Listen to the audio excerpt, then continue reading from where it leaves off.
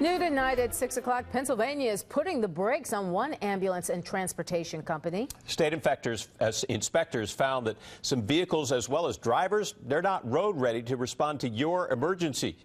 NBC 10 investigative reporter Harry Hairston has been working on this story for nearly a week now. Harry, what have you uncovered? Well, Jim and Renee, what people in the industry are calling an unprecedented move, two state agencies say they have launched investigations into Keystone Quality Transport, inspecting the company's vehicles and personnel, taking some vehicles and drivers off the road. These orange stickers on the back of ambulances say it all. Out of service by the Pennsylvania Department of Health Bureau of Emergency Medical Services. We look at things like, do they have the minimum equipment? If they're carrying drugs and devices that may have expiration dates, are they expired? Richard Gibbons, director of the State Bureau of EMS, confirms Keystone is under investigation. He declined to talk specifics, but says when an ambulance gets one of these stickers, there's a problem. There can be a variety of issues, but generally there's something about the vehicle that makes it an immediate threat to, or potential immediate threat to life safety, and therefore we put it out of service until it's corrected. A source tells us the state red tagged 30 ambulances, taking them off the road. I went to Keystone for comment. The numbers of those were red tagged were how many? I'm not really sure. But you got to know, as president and CEO, approximately how many vans you have out of service, wouldn't you? Who said I was president and CEO? Are you Steve Barr? Yes. I didn't introduce myself that way, huh? Well, I did my homework.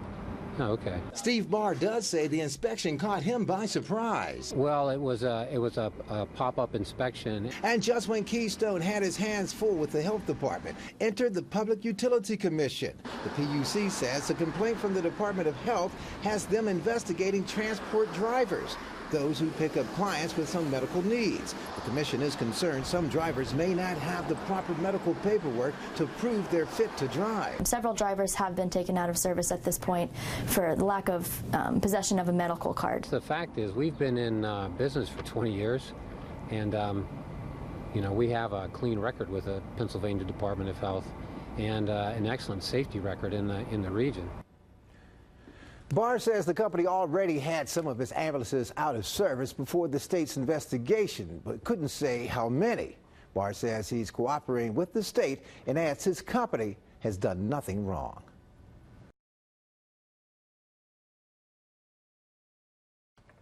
New tonight, more safety concerns with an ambulance company that operates in Delaware County and Philadelphia. The NBC 10 investigators first exposed the company last week.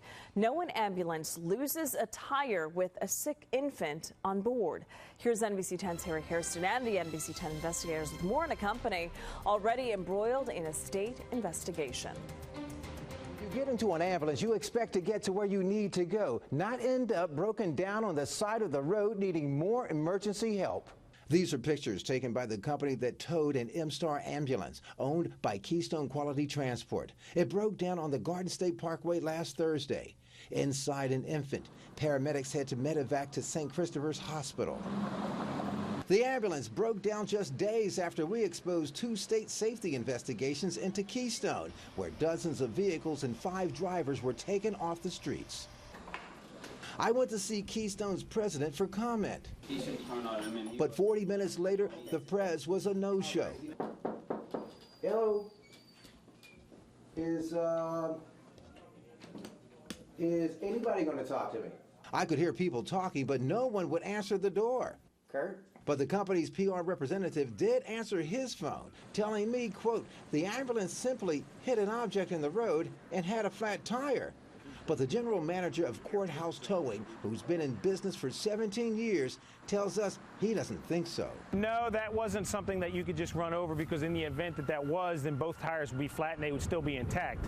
Take a close look. The rear tire is missing. It was not just a flat tire. Daniel Skull says the lug nuts and studs that hold the tire were broken. We have to rely on our ambulances to be in tip-top shape for the specific reasons when we need to go somewhere and be transported. We rely on that to save our life. The tow truck company also tells us the tire that came off the ambulance was never found. Keystone says 80% of their vehicles taken off the road by state inspectors are now back in service. For the investigators, Harry Hairston, NBC 10 News.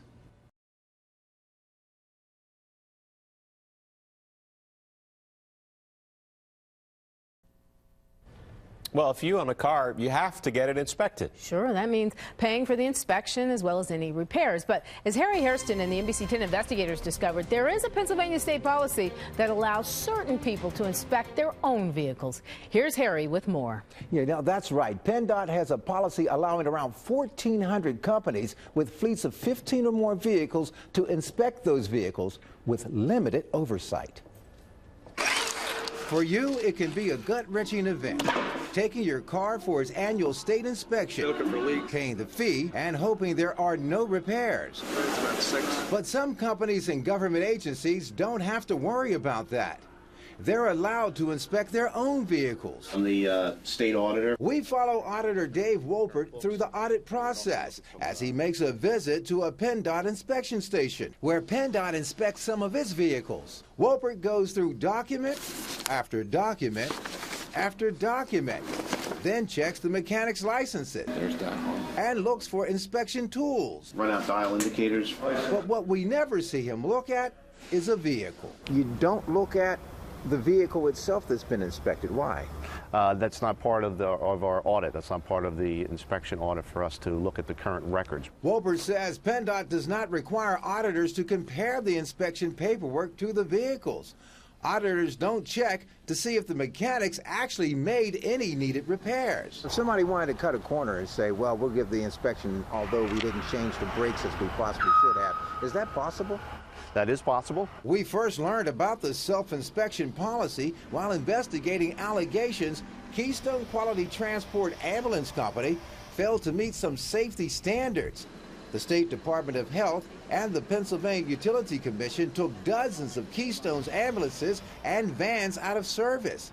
That's when the NBC 10 investigators learned Keystone inspected its own vehicles. It sounds like it's an honor system. Well, to some extent, it is an honor system. PennDOT spokesperson Richard Kirkpatrick says the self-inspection policy started in 1929. Herbert Hoover was president. Babe Ruth hit his 500th home run, and America entered the Great Depression. Systems change all the time. Is that system outdated? Does it need to be updated? Again, I can't speculate on that. Our system, we feel, has been effective. Following our reports on Keystone Quality Transport, state police served the company with 20 warrants, alleging forgery, tampering with records, and fraud. Police have not filed charges. But PennDOT suspended Keystone as an official safety inspection station for 34 months. The ambulance company spokesperson tells us Keystone will no longer inspect its own vehicles, even after the suspension is lifted.